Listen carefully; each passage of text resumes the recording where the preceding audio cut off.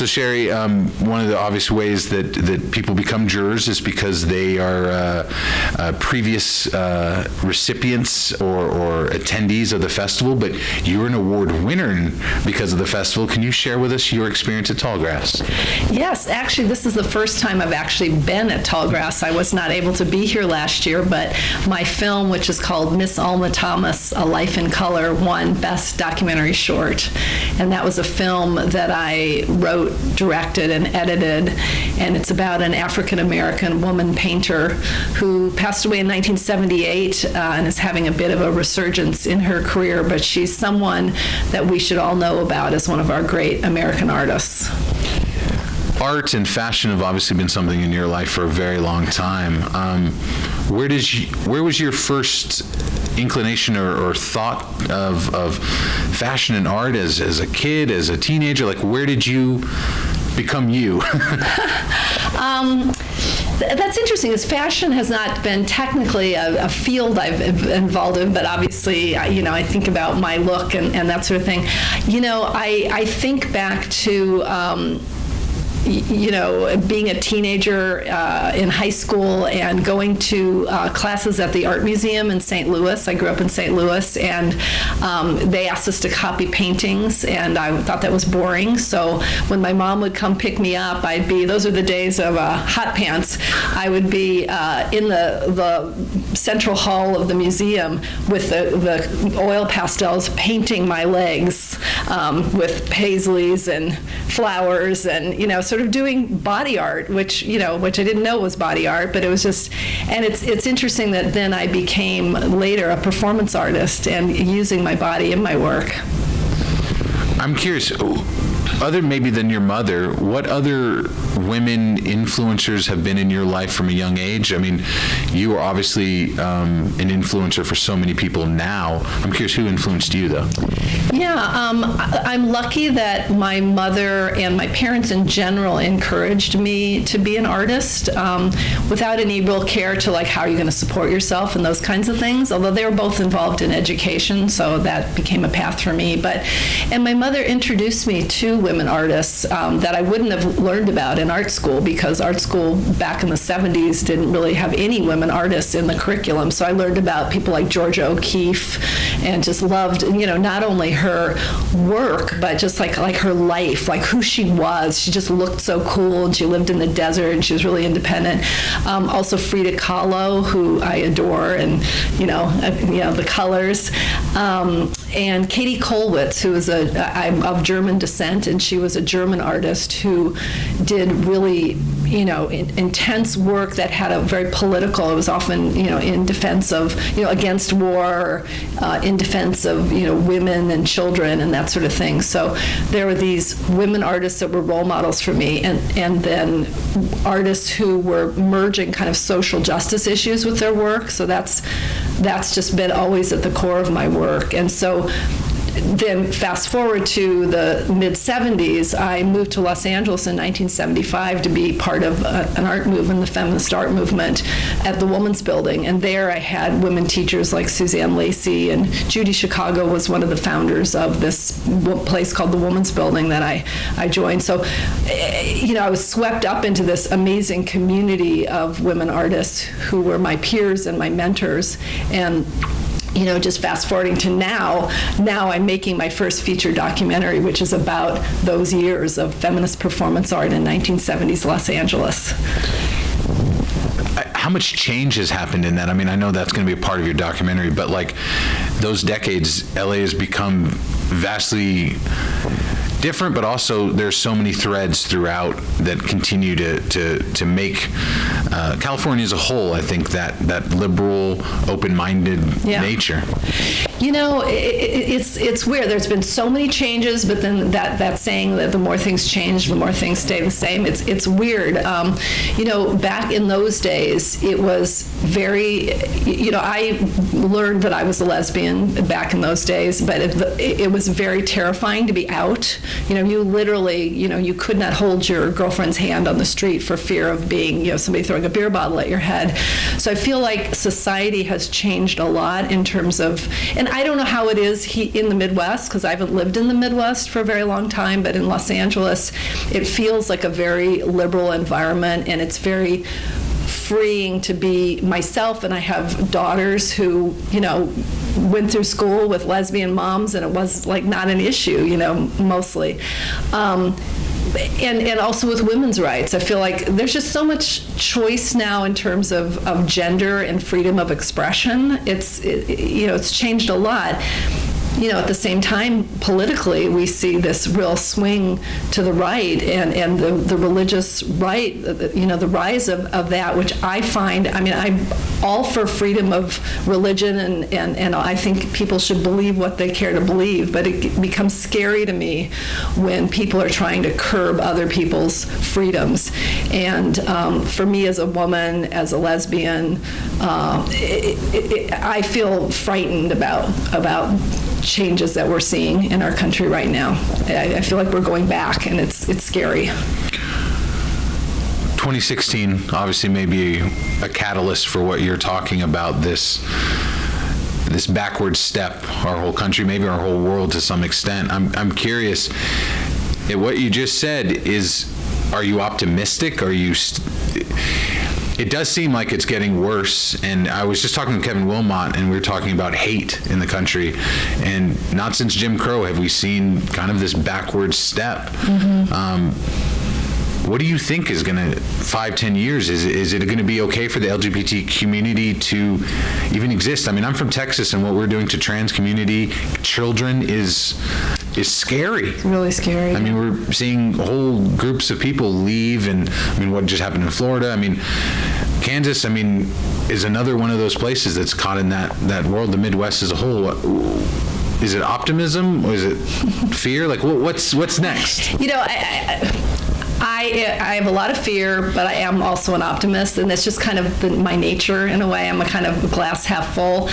And I have 28-year-old twin daughters, and I have faith and hope with the younger generation. My daughters are very politically aware and just determined to, they're very committed to, living in a culture that is diverse and where everyone is celebrated. And so, will their generation help us to keep the world being a safe place for all of our expressions of who we are? I hope so. And my daughters, they would never not vote. They're very committed, and I raised them with those values. And their peers seem to be, but I don't know if they're typical or unusual. So that's the thing you don't know. And I taught high school for 31 years, and I loved working with young people and always exposing them to, and through film, bringing into the classroom films about people that are different than my students, and always, and sometimes it was very challenging to them. But I also saw in the 31 years that I taught real changes in those young people. Like in the early years, the boys especially were so homophobic. They were so freaked out about anything. And by the time I retired, straight boys were sitting in each other's laps, holding hands, not afraid to touch each other, be sweet and intimate. And it just, that gave me hope. That's so cool. As far as being a juror and getting to see all the material you got to see, what were you looking for? What caught your eye? What were the things that are specific to what made you guys pick the winners you did? Yeah, and it was, I loved working with our little team of 4 judges. I was worried, honestly, that we would come and we'd each have our own passion, ones we really cared about, and we would have to argue, and it worked. And we actually decided, and it's interesting, the festival didn't tell us how to do it, didn't say score or even how to deliberate. They just put us together and let us. So our little group, we started started by just sharing with each other what was important to us individually. And for me, I always you have to look at craft. You want something that's crafted well, that's shot well, that's edited well, that's written well. But, that can't be enough. To me, it's got to be a film that has something to say, or is bringing you a perspective that you haven't seen before, is telling a story in a unique way. And and I think that was important to all of us. And we all came from slightly different backgrounds, so that was different and interesting. And but for example, the film that we picked for best, was it our best Vortex? I think it was our best experimental. And I'm blanking on the name of it. The house is... The house is a series of familiar rooms. The body is a series of familiar rooms. I think it's The House. Yeah. The House, yeah. I had actually seen that in another film festival, and that film is just so incredibly. I would really encourage people to seek it out. It's a couple talking. They're painting the environment while they're in it. So you can't even figure out how you spend the entire film wondering how they've made this film. It's so intriguing, and yet that could be a distraction. You could kind of wander off and forget what it's about. But they're having this very intimate human conversation about the man in the relationship. It's a man and a woman. He has some rare condition that makes him have chronic pain all the time, and yet they can't get married because then he won't get the health care benefits that he needs to get his pain meds. And then there's all these restrictions about pain meds because they're so addictive, and people won't give him the meds he needs. And it's just, it's this glimpse into intimacy, a relationship, the American healthcare system, the body. There's so many things going on, and it's not preaching at you. It's just these people having this little conversation, and all the while they're painting, and the backgrounds are the wallpaper is painted, and the door is painted, and the flowers on the table in front of them are painted, and yet they're filmed, and you're just it's just such an extraordinary and unusual film that that was an easy choice for all of us. I'm curious, with that excitement and seeing something like that, how have other films molded you as not just a filmmaker but as an artist? Well, I love being at film festivals because you learn so much, and it's a way to rapid fire see a lot of work, and you learn sometimes as much from things that don't work or that you don't like as the things you do like. But I love that about being a filmmaker and an artist, I suppose, but especially a filmmaker. You're just always learning new things by how people are telling stories, the stories they're telling and how they're telling the stories. So, another film I saw here the other day was Quantum Cowboys, which has 15 styles of animation. And it's just, again, you're just constantly wow, this is so interesting. So, especially for me, I come out of the visual arts, anything that is visually delightful just keeps me very engaged. But I don't know if there's other specifics. I think I've just always been attracted to good storytelling, but told in a unique way. You brought up Frida earlier, and I'd be remiss if I didn't ask, what is your favorite artwork or piece of hers? Frida's big. My family really loves her, and my sister-in-law adores her, so I'm just curious. I'm trying to think. I actually have a bunch of Frida Kahlo reproductions in my house. It was actually some company that was licensed. It actually got the license to paint her paintings. So they're actual paintings. And it's kind of cheesy, as I have Frida Kahlo paintings in my house that are real paintings, and they're legit, right? But they're not real Frida Kahlos. Gosh, which one? I love the two Fridas, with the connecting hearts. What else? We have one that I love, which is her sitting, looking very a masculine butch in a suit with her hair. She's chopped all her hair off. She's sitting. It's very stark, and the bits of the hair are all over the floor. That one has a lot of anger in it, I think, towards her husband. Yeah, they're all good.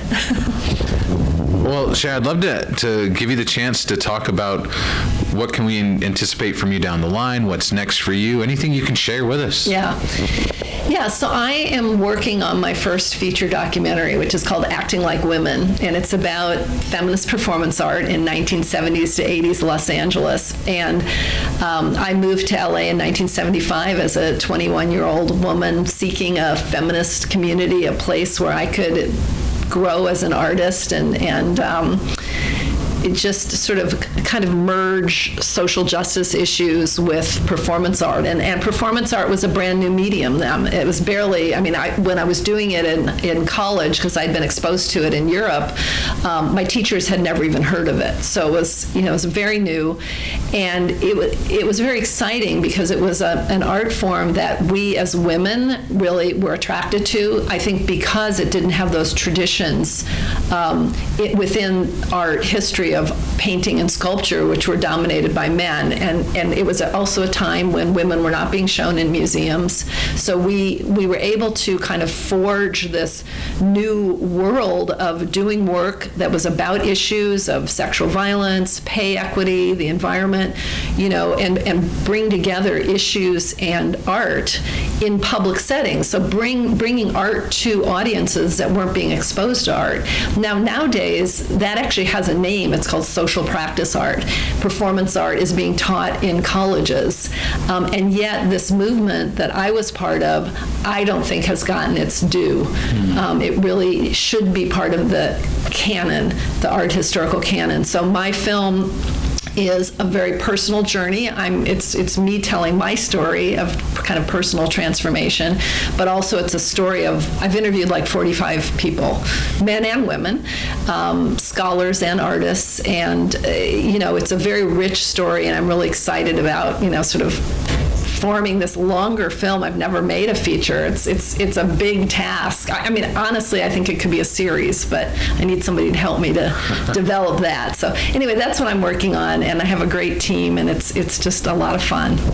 Well, Cheri, thank you for coming to Tallgrass. We've loved your work previously, so it's great. But yeah, I can't wait to see what comes down the line, and thank you for this chat. It was such a pleasure. Pleasure for me too. Thanks.